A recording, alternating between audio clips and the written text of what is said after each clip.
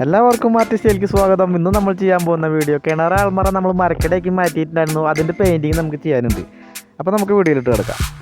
Painting തുടങ്ങാനായിട്ട് ആദ്യം തന്നെ നമ്മൾ ഈ കിണറിൻ്റെ മുളത്തെ എല്ലാ പിസറുകളും ഒക്കെ നമ്മൾ പേപ്പർ ഇട്ട് കളയാം. എന്നിട്ട് അത് നല്ലതുപോലെ പൊടി തട്ടിയതിൻ്റെ ശേഷം നമുക്ക് പ്രൈമർ അടിച്ചു കൊടുക്കാം. നമ്മൾ കിണറിൻ്റെ ഉള്ളിലും പുറത്തും എല്ലായിടത്തും ഒരു കൂട്ട് പ്രൈമർ അടിച്ചു കൊടുക്കാം.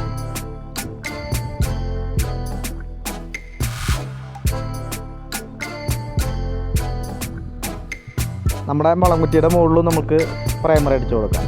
പ്രൈമർ അടിച്ച് കഴിഞ്ഞതിന് ശേഷം നമുക്ക് ഒരു കോട്ട് വൈറ്റ് പെയിൻറ്റ് അടിച്ചു കൊടുക്കാം. അപ്പോൾ നമുക്ക് പെയിൻറ്റ് അടിക്കുമ്പോൾ പെട്ടെന്ന് മങ്ങി പോകാതിരിക്കാൻ വേണ്ടിയിട്ട് നമ്മൾ പ്രൈമറിൻ്റെ ശേഷം നമുക്കൊരു കോട്ട് വൈറ്റ് പെയിൻറ്റ് അടിച്ചു കൊടുക്കാം. എന്നിട്ട് അത് ഉണങ്ങിയതിന് ശേഷം നമുക്ക് നമ്മുടെ കിണറിൻ്റെ മുകളിൽ തൊലിയുടെ മുകളിലും കിണറിൻ്റെ ഉള്ളിലും എല്ലായിടത്തും നമ്മളൊരു ബ്രൗൺ കളർ അടിച്ചു കൊടുക്കുകയാണ് ചെയ്യുന്നത്. ബേസായിട്ട് നമ്മൾ ബ്രൗൺ കളറാണ് അടിക്കുന്നത്.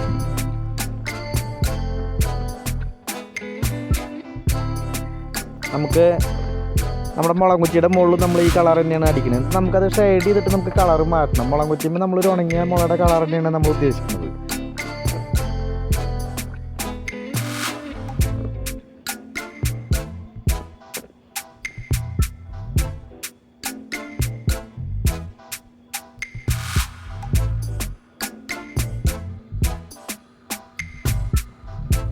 അങ്ങനെ നമ്മുടെ മരത്തിൻ്റെ പുറത്തൊക്കെ നമുക്ക് പെയിൻറ്റ് അടിച്ച് കഴിഞ്ഞിട്ടുണ്ടെങ്കിൽ നമുക്ക് മരത്തിൻ്റെ ഉള്ളിലും കൂടി പെയിൻറ്റ് അടിച്ച് കൊടുക്കാം. നമ്മുടെ കിണറിൻ്റെ ഉള്ളിലേക്ക് പെയിൻറ്റ് അടിച്ച് കൊടുക്കാം.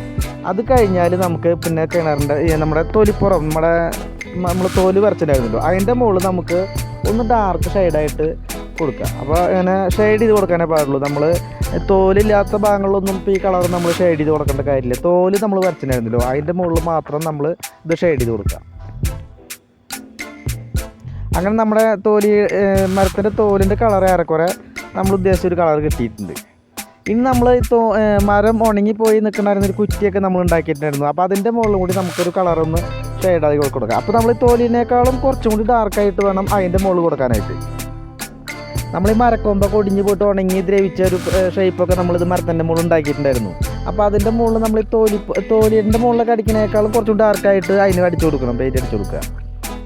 പിന്നെ നമ്മൾ വേര് മുറിച്ചിട്ടുണ്ടായിരുന്നു, ആ വേരിൻ്റെ മുകളിൽ കമ്പ് വരച്ചു കൊടുക്കണം.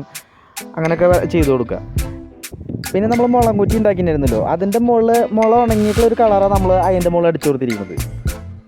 അടിച്ച പെയിൻറ്റ് ഉണങ്ങി കഴിഞ്ഞാൽ നമുക്കൊരു കോട്ട് ക്ലിയറും കൂടി അടിച്ചു കൊടുത്താൽ നമ്മുടെ ഈ മരക്കടയുടെ വർക്ക് കൂടെ അവസാനിക്കുകയാണ്. നിങ്ങൾക്ക് ഈ വീഡിയോ ഇഷ്ടമായെങ്കിൽ സബ്സ്ക്രൈബ് ചെയ്യാനും ലൈക്ക് ചെയ്യാനും ഷെയർ ചെയ്യാനും കമൻറ്റ് ചെയ്യാനും മറക്കരുത്. അപ്പോൾ ശരി, അടുത്ത വീഡിയോയിൽ കാണാം.